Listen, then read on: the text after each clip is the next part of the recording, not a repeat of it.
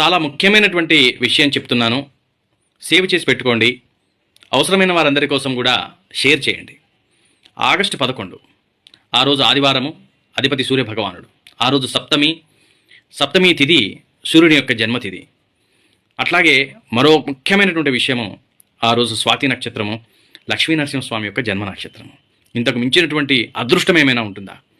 అనేక సార్లు సూర్యాష్టకం పారాయణ చేయండి.